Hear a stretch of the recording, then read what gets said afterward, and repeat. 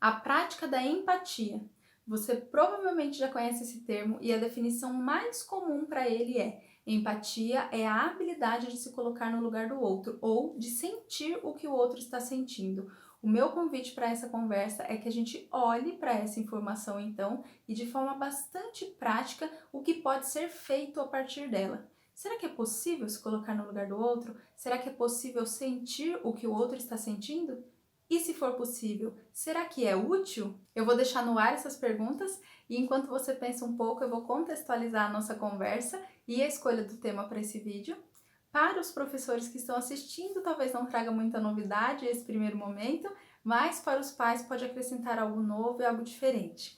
Já tem um tempo na escola e na educação de forma geral que a gente entendeu que não dá só para aprender teoria, que não dá só para aprender conhecimentos que estão nos livros ou que estão nas apostilas ou que pode vir da explicação e da apresentação de professores, mas que a gente tem que pegar essa teoria e colocar em prática. E aí a gente aprende prática e teoria na escola. Só que a escola é um pouquinho mais do que só a prática e a teoria. Na escola, além de aprender conteúdos e aprender a colocar em prática os conteúdos, a gente também vive, a gente vivencia muitas coisas. Alguns anos atrás, a Unesco, por meio de uma comissão de educação para o século XXI, registrou um documento onde ela enfatiza a importância da educação para o desenvolvimento de sociedades, transformação de pessoas para a condução de um desenvolvimento humano que seja mais harmonioso. E aí, nesse documento, junto com essa ênfase que se dá à educação, a Unesco propõe 4 pilares para a educação, os conhecidos pilares da educação. Os 2 primeiros pilares são os que eu falei, né, de teoria e prática. O primeiro, aprender a aprender, onde a gente compreende como se dá a aquisição do conhecimento, onde a gente aprende os conteúdos. A escola tem uma função técnica e formativa, a gente precisa ir para a escola para receber esses conteúdos, e esses conteúdos também nos ajudam a passar no vestibular, e também compõem aquilo tudo que a gente recebe do que foi acumulado historicamente de conhecimento.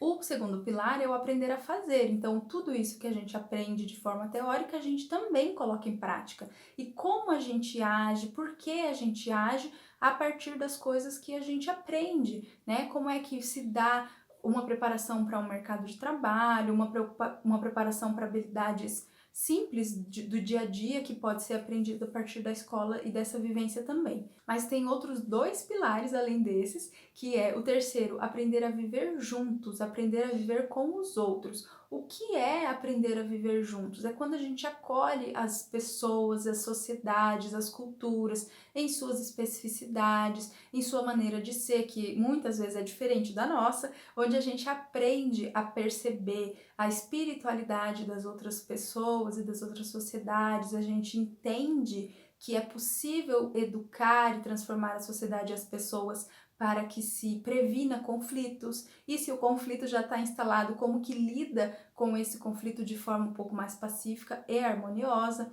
Essa é a proposta do aprender a viver juntos, aprender a respeitar a todos. O quarto pilar é o aprender a ser. Então, o aprender a ser é entender que nós somos um ser com muitas dimensões, nós não somos só cabeça, não dá para considerar só a parte cognitiva, nós não somos só corpo, não dá para considerar só a parte física. Então nós temos que considerar também o nosso senso estético, nós temos que considerar a nossa espiritualidade, a nossa sensibilidade. Tem várias questões que podem ser trabalhadas para que a gente se desenvolva como um ser pensante, como alguém que desenvolve senso crítico, que desenvolve os próprios juízos de valor, que pensa por si, que não precisa simplesmente copiar o que os outros dizem ou o que os outros pensam, mas pensa e reflete sobre todas as coisas. Essa é a proposta de uma educação mais integral, de uma educação que se respeitar a esses 4 pilares, não só dentro da escola, mas de uma maneira geral na sociedade, a gente então consegue, a partir dessa proposta, lidar com mais propriedade, com mais assertividade e, se tudo der certo, com mais paz, com os desafios que nós enfrentamos no nosso século. E este momento que nós estamos vivendo de pandemia e de quarentena é um momento que, se a gente não pensou nisso antes, se a gente não questionou, se a gente não olhou para isso, é o momento que agora é ideal, agora não tem para onde fugir, nós temos que olhar para isso. E quando eu falo de educação, eu não estou me referindo somente ao papel da escola, tá bom? Eu tô falando de forma bastante geral, essa capacidade, essa habilidade humana de aprender e ensinar o tempo inteiro. E é claro que a família tem um papel especial, a escola tem um papel especial também, mas estou falando de forma geral. O que é possível nós, enquanto seres que podemos aprender e ensinar, o que é possível a gente contribuir para que a gente forme uma sociedade um pouco mais pacífica e a gente reflita os conflitos que a gente está vivendo, reflita o momento que a gente está vivendo. Nós somos um ser social, é da nossa natureza formar grupos, estar junto, viver em comunidade, estar juntos para nos defender, e para que a gente viva cada vez melhor em grupo, a gente pode aperfeiçoar essa convivência, a gente pode aprender a viver juntos. A empatia, então, é uma habilidade que pode ser conquistada, que pode ser aprendida a partir desse entendimento do aprender a ser e do aprender a conviver. Agora vocês já tiveram um tempo para pensar e nós vamos voltar para as perguntas lá do início. Será que é possível se colocar no lugar dos outros? Será que é possível sentir o que os outros sentem? Eu não tenho tanta certeza dessas respostas. Eu sei que nós sentimos o que está em nós e nós vemos e pensamos o mundo com os nossos olhos, com a maneira como a gente vê, então com a nossa visão de mundo. A nossa visão de mundo vai determinar o como a gente compreende as coisas e o como a gente age a partir dessa compreensão. Como nós vemos as coisas determina o como nós sentimos e determina como nós agimos, como nós reagimos às coisas. Então, mais perguntas. Como nós vemos a realidade? Como é isso que a gente vê faz com que a gente haja, determina a nossa ação? Você tem uma opinião formada para tudo? Agora, para essa segunda parte, eu preciso que você me ouça, tendo em mente um exemplo mais individual, né, de convivência na sua casa, na sua família, com alguém próximo, pode ser no trabalho, ou amigos, os próprios filhos, quem está no seu contexto próprio, né? Porque se a gente for pensar nos relacionamentos das nações, dos países ou com contextos de grupos muito grandes, vai ficar mais difícil o exemplo. Então pensa em algo específico que pode estar acontecendo com você ou próximo a você. E aí eu vou comentar um pouco. Então tem alguém próximo a você passando por algo, uma situação, alguma sensação, e aí você diz para a pessoa, né? Você chega com essa vontade de empatia e aí assim, olha, eu imagino o que você deve estar sentindo, eu já passei por isso, eu sei o que você está sentindo, eu sei o que você está pensando, então eu vou dizer que eu sei como você está nesse momento. Ou então, olha, eu tô vendo o que você está passando, eu sei o que você está sentindo, eu me coloco no seu lugar e no seu lugar eu faria isso ou faria aquilo. Aí vem o famoso conselho, né? Aí a gente acha que está se colocando no lugar de alguém para ajudar a pessoa, mas às vezes pode ser que a gente está querendo também extravasar alguma coisa que a gente está sentindo ou sentiu em algum momento e ninguém deu atenção. O que a gente realmente quer? Qual é o nosso real interesse quando a gente se coloca no lugar do outro, quando a gente diz que está sabendo o que o outro está sentindo? Eu vou falar sobre 3 formas como nós podemos ver a realidade e a partir dessas formas como a gente age, provavelmente. A gente pode olhar a realidade a partir das coisas que a gente aprendeu e a partir das coisas que a gente acredita por a gente ter aprendido. Principalmente as coisas que a gente acredita serem certas ou erradas, boas ou ruins. Essa forma de ver a realidade geralmente faz com que a gente olhe tentando dar conselhos, tentando estabelecer críticas. Geralmente a gente vai encontrar discordância, né? Então, assim, a pessoa traz algo e aí você vai olhar e você, mas eu discordo. O que é eu discordo? Eu discordo é quando eu olho o que a pessoa está dizendo ou sentindo e eu tenho lá na minha cabeça, de acordo com o que eu aprendi, de acordo com o que eu acho que é certo, eu tenho um outro modelo para agir com aquela situação, um outro modelo para entender o que está acontecendo, ou um outro modelo para dizer as coisas, para reagir às coisas. E aí o meu vizinho vai lá e tem um sentimento, uma sensação, ou traz uma demanda, né? Fala alguma coisa, desabafa comigo. E aí eu já digo, olha, eu discordo, O eu discordo quer dizer que aquilo que a pessoa me traz tá batendo com aquilo que eu acredito, com aquilo que eu aprendi, e aquilo que eu acredito e que eu aprendi vale mais. Vale mais porque eu acredito que é o certo, que é o bom a ser feito. A partir disso, geralmente eu vou me relacionar colocando juízos de valor, colocando julgamentos, colocando apontamentos, colocando, olha, não é por aí que você deve agir. Eu, no seu lugar, faria de outro jeito. Eu sei o que você está sentindo, mas você está sentindo errado. Porque às vezes a gente pensa, mas eu me coloco no lugar do outro e eu me colocando no lugar do outro, eu não sentiria isso, não. Eu me colocando no lugar do outro, eu agiria de outro jeito. Então, o que eu tô querendo dizer? Eu tô querendo dizer que quando a gente pensa assim, empatia é se colocar no lugar do outro. Mas se colocar no lugar do outro para quê? Porque eu posso me colocar no lugar do outro, ou achar que estou me colocando no lugar do outro, só que na verdade eu estou verificando dentro da minha cabeça as coisas que eu penso, que eu acredito, que eu discordo, que eu faria diferente. Então, para a gente pensar se o lugar certo da gente ficar em uma comunicação, em uma convivência para levar a empatia é esse de estar no lugar do outro, ou se existe um outro lugar. Então, eu vou comentar rapidamente cada um desses pontos que eu falei aqui, né? Críticas, conselhos, discordâncias, julgamentos e apontamentos, dentro dessa primeira forma de olhar a realidade, que é a partir daquilo que está dentro da nossa cabeça, aquilo que a gente aprendeu e que a gente acredita. Julgamentos. Julgamentos e críticas geralmente vêm desse lugar da opinião formada. Então eu perguntei para você, você tem uma opinião formada sobre tudo? Porque alguém em algum lugar da história, da nossa história, disse pra gente que a gente precisava ter uma opinião formada sobre as coisas. Você tem que ter uma opinião formada, você tem que ter um posicionamento, você tem que saber o que dizer, saber o que você acredita. Mas será que a gente tem que ter uma opinião formada de tudo, sobre tudo o tempo inteiro? Eu tenho minhas dúvidas, não sei. E talvez a gente não precise ter uma opinião formada sobre tudo. Não é sobre tudo que a gente precisa dizer coisas. Às vezes tem umas situações que acontecem que a gente precisa só parar e ouvir. Tem pessoas, às vezes o vizinho, que eu dei o exemplo, o vizinho veio desabafar porque ele só quer ser ouvido.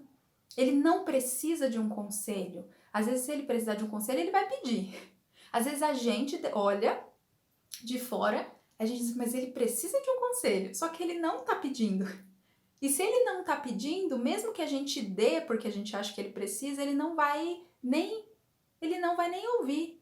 Ou ele vai ouvir e não vai usar, né? Então, ele realmente precisa de um conselho ou é um julgamento? Eu julgo, eu acredito que ele precisa de um conselho porque se eu estivesse no lugar dele eu gostaria de um conselho. Então, às vezes a gente tem que esvaziar um pouco, ficar num lugar um pouco mais neutro, onde não existe opinião formada sobre as coisas, né? Eu não tenho que ter uma certeza, uma razão, eu não tenho que saber todas as coisas, esse que é o ponto, né? Então, se o meu vizinho vem falar pra mim sobre algo, eu posso simplesmente ficar quieto e ouvir o que ele tá dizendo. Eu não preciso necessariamente dizer a minha opinião, dar um conselho ou fazer um apontamento. Eu não preciso, ele talvez não precise ouvir o que eu vou falar. Ele talvez só precisa desabafar e ser ouvido. Né? E por que eu estou insistindo bastante nisso? Estou insistindo nisso porque um ponto que eu acredito que seja muito importante na convivência e que ajude muito nesse aprender a viver juntos é a gente deixar pra lá essa coisa de opinião formada e de certeza das coisas o tempo inteiro, sabe? Se você tá perto de alguém que tem uma opinião diferente da sua e ouve essa pessoa por um tempo, não quer dizer que você é mais frágil, não quer dizer que você mudou de ideia, não quer dizer que você tem menos valor ou menos importância. A gente pode não saber das coisas. Então, quando a gente vai ouvir uma pessoa e a gente já tem certeza de muitas coisas, a gente já sabe de tudo o que a gente tem de opinião sobre aquele assunto, talvez quando antes da pessoa terminar de falar pra gente o que ela tá falando, a gente já colocou uma crítica, já fez um apontamento, já fez um checklist de coisas que a gente acha diferente. Aí a gente chega nesse termo que eu quero comentar, que é a discordância. Eu aprendi algo sobre essa palavra discordância que é muito, muito simples, foi muito prático para mim e me ajudou muito, então eu quero te passar para você lembrar depois, assim que você precisar, você guarda e quando você precisar, você lembra dessa informação, porque ela pode ser útil e pode evitar conflito, tá bom? E o que significa esse termo, né? Vamos pensar no oposto dele, concordar. Concorde. Quando a gente concorda com alguém, não necessariamente quer dizer que a gente pensa igual, tá bom? Então, a definição, assim, ó, separa a palavra concorde, quer dizer com o coração. Então, quando você fala assim, eu concordo, quer dizer que o meu coração está unido, está junto. E pode acontecer que eu nem pense igual, mas que meu coração está junto. Então, quando eu olho para alguém e falo assim, eu discordo, é como se houvesse uma separação, né? Então, eu digo assim, meu coração não fica junto com o seu. E não necessariamente a gente precisa separar o nosso coração só porque a gente pensa diferente. A gente pode continuar unido e trocar uma conversa só no nível das ideias e não no nível de atingir as emoções. Então, a gente pode só fazer uma troca prática e simples dessa palavra toda vez que você pensar assim, estou diante de uma pessoa, mas eu não penso igual a essa pessoa, ou neste momento eu não estou vendo do mesmo jeito que ela vê. Antes do impulso de dizer eu discordo de você, ou seja, eu me afasto, tenta olhar para a pessoa, ouvir um pouco mais do que ela está dizendo e se expressar, se você precisa se expressar dessa forma. Olha, eu te ouvi, mas neste momento eu vejo de um outro ponto. Eu vou te dizer de que ponto eu vejo. Eu vejo de um jeito diferente, eu entendo de um jeito diferente. Percebe como soa diferente? Então, não é porque eu vejo de um ponto de vista diferente que eu me separo de você e que você tem menos ou mais valor por conta disso. Então, essa já é uma troca que pode ajudar bastante. Ela acontece no nível da linguagem falada, mas pode ser um exercício de aproximação no nível da linguagem relacional. Então, essa primeira forma de olhar para a realidade é quando a gente olha para a realidade buscando as coisas dentro da nossa cabeça. A gente aprendeu com alguém, com alguma situação, em algum momento, a gente aprendeu coisas, colocou dentro da nossa cabeça e a gente olha para a realidade procurando confirmar as coisas que estão dentro da nossa cabeça. Tudo que confirma o que está dentro da nossa cabeça, a gente coloca como certo.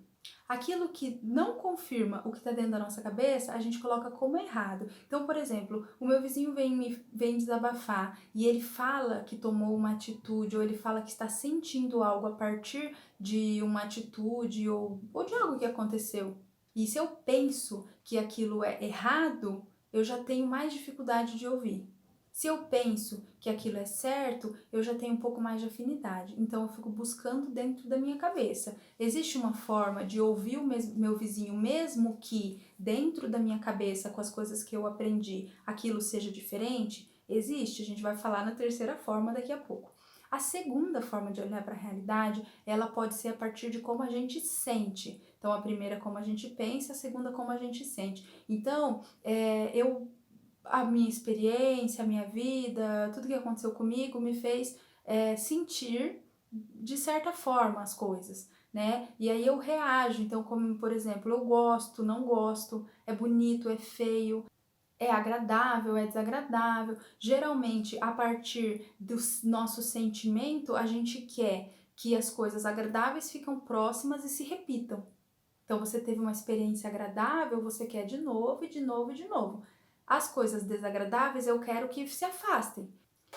Então, se a gente reage ao mundo e à realidade e às pessoas a partir do que a gente sente, a gente tem mais facilidade a se ofender. A gente pode ficar ofendido. Então, lembra do vizinho? O vizinho vai vir e vai conversar comigo. E aí o vizinho, ele não tá falando nada que tenha relação comigo, nada. Ele tá falando de um problema da vida que é dele. Ele só tá desabafando. Ele começa a contar uma história, você pode me ouvir? Posso. E começa a contar, e eu começo a me ofender, como se aquela história fosse pra mim. Ou, por exemplo, meu vizinho se irrita ao contar uma história. Ele começa a contar, ele fica tão empolgado e envolvido na sensação da história que ele começa a demonstrar uma certa irritação, né? Ou também, se for uma história muito feliz, ele demonstra uma certa euforia. Aquela irritação, aquela euforia na sensação de quando ele conta uma história tem absolutamente nada a ver comigo. Eu não preciso me ofender. Mas acontece que às vezes eu me ofendo. E aí quando eu me ofendo e por que me ofendo, é porque eu estou mergulhada no sentimento. Então eu tô na segunda forma, olhando a realidade a partir do que eu sinto.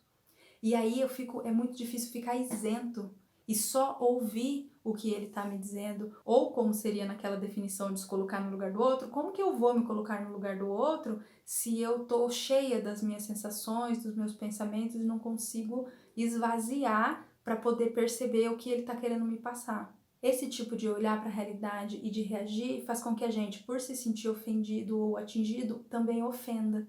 Então, às vezes, uma pessoa vem conversar com a gente, poderia até estar com a intenção de, vou lá conversar porque vai que eu recebo um conselho, vai que eu recebo um carinho, vai que eu recebo algum sentimento bom. E a gente se sente ofendido por aquilo, acha que aquela história tem a ver com a gente e a gente acaba ficando, sabe, reagindo com birra, reagindo com sentimentalismo, ou aquele clássico exemplo de a pessoa vem desabafar e a gente falando de um problema e a gente coloca outro problema, pior ainda, fica uma disputa, né? Você não precisa expor o que você está sentindo o tempo inteiro naquele momento. Você pode ficar em silêncio só ouvindo. Tá bom, Thaís, mas diante da realidade, ou diante de uma pessoa, ou diante de alguma situação ali que está acontecendo, eu vou ouvir com os meus pensamentos ou vou ouvir com o meu sentimento? Eu sugiro que a gente faça, assim, ó, todo o esforço que a gente puder para limpar o nosso pensamento. Então, assim, enquanto estiver ouvindo, ou enquanto estiver percebendo ou observando, vamos fazer esse exercício, assim, ó. Faz de conta que eu não penso em nada, faz de conta que eu não sei de nada, faz de conta que eu não tenho certeza nenhuma, que eu não preciso dizer nada, eu vou ficar ouvindo o que a pessoa tá falando e não necessariamente quando ela terminar de falar eu preciso dizer algo. Então faz de conta que eu tô aqui só para ouvir. E isso vai limpar o nosso lugar de pensamento, porque vai ajudar muito a conectar, vai ajudar, lembra a questão da concordância? Vai ajudar nessa concórdia. É um exercício tão simples, não subestimem o que é simples, porque quando a gente fala de concórdia, parece que é alguma coisa utópica, uma coisa muito grande ou uma coisa distante, sabe? Mas a concórdia é o coração junto. Se eu consigo parar na sua frente e te ouvir com a minha cabeça limpa de pensamento, sem ter razão, certeza e opinião formada, para que depois que você termine de falar eu imediatamente emita uma opinião, meu coração tá mais junto que o seu. E a gente tá mais perto da concórdia do que da discórdia. Do que quando eu ouço você e enquanto eu tô te ouvindo na minha cabeça fica pensamento, pensamento, pensamento e o que eu posso falar, o que eu tenho que falar. Ai meu Deus, ela vai terminar de falar e eu tenho que dar uma opinião. Não tenho que dar uma opinião, ela pode terminar de falar e eu permanecer em silêncio. Aliás, a coisa mais difícil que tem é permanecer em silêncio quando a gente não tem tanta intimidade com as pessoas. O silêncio é um lugar de muita intimidade, o silêncio é um lugar muito precioso. Então, às vezes, oferecer o nosso silêncio, a nossa presença em silêncio e com plena atenção para uma pessoa é mais valioso do que os nossos pensamentos. Porque quando a gente fica jogando pensamento, crítica ou conselho, apontamento, julgamento, pode ser que a gente não dê uma dentro, sabe? Pode ser que não dê certo o que a gente fala para a pessoa. Mas o silêncio provavelmente vai ser mais acolhedor, porque a pessoa vai se sentir ouvida e respeitada. E aí, se a pessoa te pede, aí você fala. Ou se você quer falar, porque também não é errado, né? Também não é proibido. Agora a gente vai ficar quieto, não pode falar mais nada. Não é isso que eu tô falando. Mas buscar esse cuidado, esse lugar de cuidado de como falar. Lembra? Então, se tem alguma coisa que eu penso diferente, eu não vou dizer que eu discordo. Eu vou dizer, olha, eu penso de uma outra forma. Se eu concordo com a pessoa, eu não preciso, por exemplo, chega uma pessoa que tá chorando para estar com o coração junto para ajudar, eu não preciso chorar também, né? Eu respeito o que ela está chorando, eu respeito que ela traz um sentimento, não necessariamente eu preciso chorar. Porque ela tá triste, não necessariamente eu preciso ficar triste. Inclusive, se eu conseguir respeitá-la ouvindo e se eu conseguir fazer com que ela recobre um pouquinho mais de alegria, é mais proveitoso do que se eu entrar na onda e ficar triste também, fica dois tristes tendo que ajudar e vai precisar de um terceiro para vir ajudar nós dois. Então aí o vizinho vem e fala, nossa, eu tô com muita dor de cabeça. Ah, então eu também sinto dor de cabeça igual a você, agora somos dois com dor de cabeça e nenhum remédio. Essa forma de se colocar no lugar do outro ou de sentir exatamente o que o outro está sentindo nem sempre traz solução. A terceira forma de olhar para a realidade, de olhar para uma situação, para uma pessoa, é tentar buscar um lugar mais vazio, de que não estou no meu pensamento e nem no meu sentimento, eu estou simplesmente aberto ao diferente, aberto ao novo, aberto à realidade, como a realidade se apresenta para mim, independente de se está de acordo com o que eu penso ou não, e independente de se eu gosto ou não gosto, acho bonito ou feio. E aí eu vou exercitar esse lugar, não é fácil, só que ele é exercitável. Eu vou exercitar ficar nesse lugar até que eu consiga estar tranquilamente diante da realidade, das situações, das pessoas, dos acontecimentos, sem necessariamente me ofender, me afetar ou ficar pensando demais. Esse é um lugar que a gente chama de um lugar neutro. O lugar neutro é um lugar onde as coisas não precisam me fazer bem ou mal. As coisas não precisam ser certas ou erradas. As coisas simplesmente são e eu observo como são. Observo e acolho e percebo que elas são como são, independente do que eu concordo ou do que eu discordo. Tanto no que acontece na realidade, quanto no que o meu vizinho vem me contar, quanto alguma coisa que aconteceu comigo. E dessa forma eu posso ouvir de verdade. Aí eu estou ouvindo, porque enquanto o outro fala, eu não estou procurando no meu pensamento, eu estou simplesmente ouvindo. E enquanto o outro fala, eu não estou me ofendendo, eu estou simplesmente ouvindo, porque acontece muito de quando as pessoas vêm falar com a gente não está ouvindo. A gente está quieto por fora, em silêncio. Só que a gente por dentro tá pensando no que vai dizer depois. Pensando se a gente concorda no que a pessoa está falando. Pensando se ela está certa ou se ela está errada. Pensando, será que quando ela terminar de falar, ela vai me perguntar se eu acho certo, se eu acho errado e o que eu vou dizer. Então a gente ouve melhor. A gente dá mais qualidade para ouvir essa pessoa e essa pessoa se sente mais acolhida. Então eu diria que não é se colocar no lugar do outro e nem é pensar que a gente sente o que o outro sente. Eu sinto o que eu sinto, você sente o que você sente. E mesmo que eu sinta tristeza e você sinta tristeza, a gente sente de uma forma diferente. E a gente sente coisas diferentes em situações parecidas. Seria um lugar mais adequado não eu me colocar no seu lugar, mas eu me colocar ao seu lado. Eu me coloco ao seu lado com a intenção de te compreender, não com a intenção de, a partir do que eu penso, te aconselhar, criticar, concordar ou discordar. E não a partir do que eu sinto, perceber se isso me agrada ou me desagrada. Porque não se trata de mim, se trata do outro. E lembra, eu não preciso ter uma opinião formada, eu não preciso necessariamente dar um conselho, eu não preciso dizer algo, eu não preciso ter certeza de alguma coisa, eu posso simplesmente ouvir. Se a pessoa me pedir e se a pessoa acolher, se for apropriado, se for adequado, eu posso oferecer uma palavra, eu posso oferecer um gesto, eu posso oferecer alguma ajuda. Mas geralmente uma ajuda é muito mais bem-vinda quando é pedida. Quando não é pedida, às vezes a gente está mais se intrometendo do que ajudando. Então, eu estou disponível para ajudar ao outro ou eu estou pensando em mim? Porque se eu vou para a realidade com o que eu penso, talvez a minha ajuda, ou a minha palavra, ou a minha ação diante do outro esteja mais para confirmar o que eu penso, ou para me deixar confortável com o que eu penso e continuo pensando, ou para convencer o outro de pensar como eu penso, do que para genuinamente ajudar, ou genuinamente colocar o meu coração junto com o dele.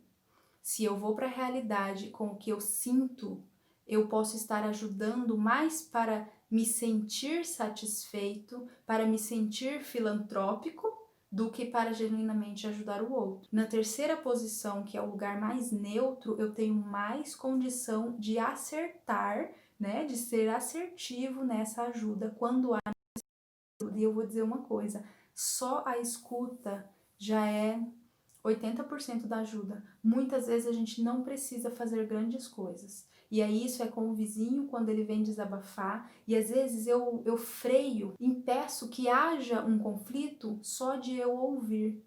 Porque às vezes uma pessoa vem falar com a gente e se a gente se ofende, a gente devolve. Mas se a gente percebe que aquela sensação é da pessoa e que a gente não precisa entrar naquela sensação, a gente simplesmente ouve e se acalma e ajuda a pessoa a se acalmar, ajuda a pessoa a rever aquilo que ela mesma está falando. Quando a gente fala com alguém, acontece um processo que é, toda vez que a gente fala, o nosso pensamento se organiza.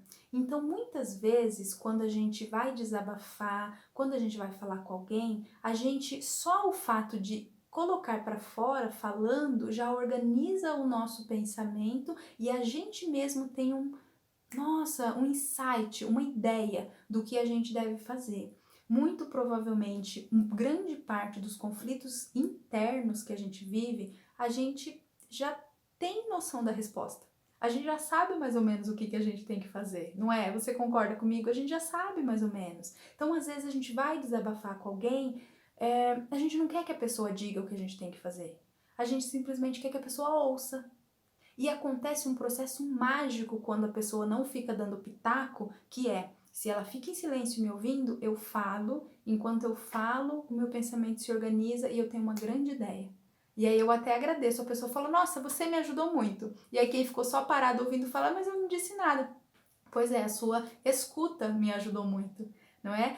E aí, então, só pra gente entender isso, não é sempre que eu preciso falar, porque quando eu falo, às vezes a pessoa nem tá pronta para ouvir.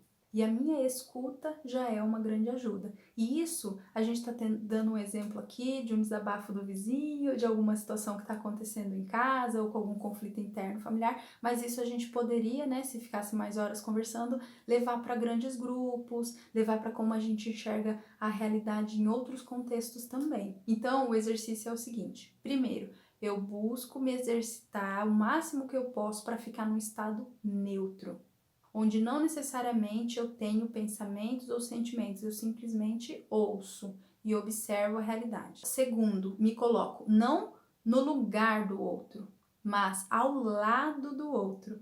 E ao lado do outro para tentar compreendê-lo, ainda que neste momento eu não pense igual, eu não entenda da mesma forma, por mais que eu me esforce, eu não consigo ver do jeito que ele está vendo, mas a minha intenção é de compreendê-lo.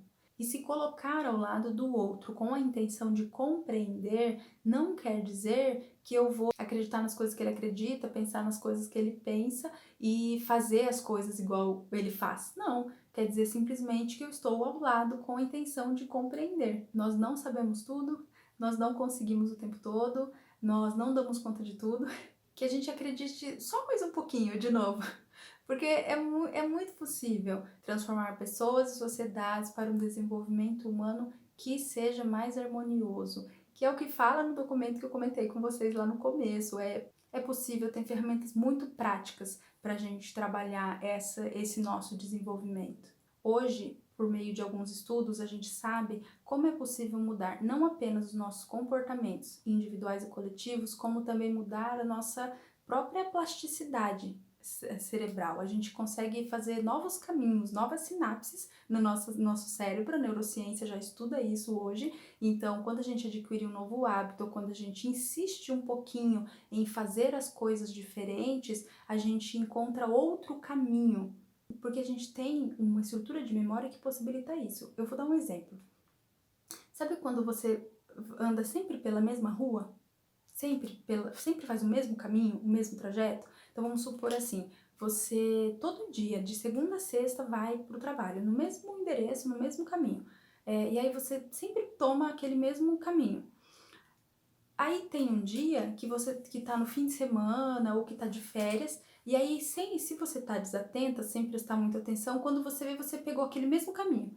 Aí você, no meio assim, fala, mas calma, eu não tenho que ir trabalhar hoje eu ia pro outro lado, por que eu virei aqui? Porque o nosso cérebro, ele se acostumou a ir por ali, e é um esforço grande para você mudar de lugar, então ele acaba, ato falho, ops, fui por aqui de novo. Então você precisa estar consciente e você precisa estar presente no aqui e agora para que você vá para um caminho que não está automático. E assim acontece com os hábitos, assim acontece com tudo que a gente vai mudar.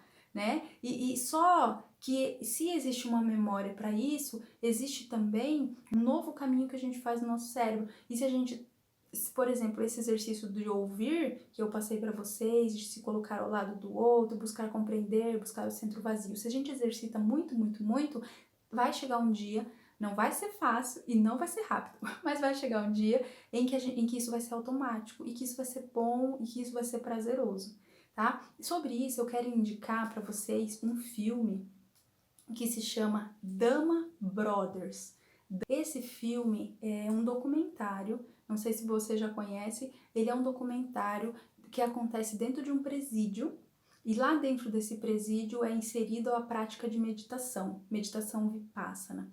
E por que eu indico esse documentário? Porque quando a gente fala de presos, de pessoas que cometeram um crime, que estão ali pagando por um crime que cometeram, pode ser que a gente olhe para essas pessoas assim, nossa, não tem mais o que fazer, acabou, né? Não tem como mudar essas pessoas, não tem como mudar o pensamento, não tem nada que possa ser feito. A pessoa é criminosa, ponto, acabou.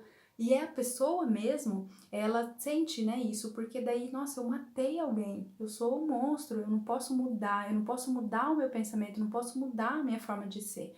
Então, é um caso extremo, é um exemplo extremo, né? É um exemplo bem diferente daquilo que a gente falou sobre o desabafo do vizinho, já é bem extremo, né? Então, se a gente pensa que, nossa, eu quero só ouvir um pouco mais, ou eu quero só me expressar um pouco mais em um hábito que eu tenho, já é difícil de mudar esse comportamento, esse pensamento. Agora, imagina um preso, a pessoa cometeu um crime, matou um monte de gente e está preso. Será que é difícil? A gente chega a pensar que é impossível. Só que nesse documentário vocês vão ver que com a prática da meditação foi possível mudar, assim, olha, radicalmente a vida de algumas pessoas, o pensamento de algum deles lá dentro, e os que se desafiaram a realmente fazer a prática, que exercita exatamente o centro vazio e a respiração, eles mudaram a forma de pensamento deles.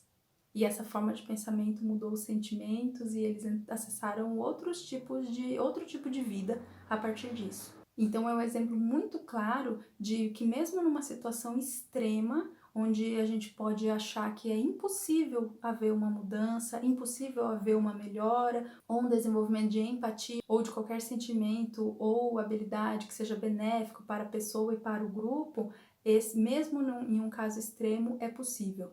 Então, a gente está na nossa casa, a gente está tendo acesso a alguns recursos, eu sei que está difícil, eu sei que não é todo mundo que tem acesso, só que nós que temos acesso, nós que estamos recebendo alguma instrução, alguma informação, nós podemos então fazer um pouquinho, que seja por nós e pela nossa família, e se a gente conseguir fazer por outros também, tudo bem. Se não conseguir fazer agora, já é de grande ajuda a gente estar bem.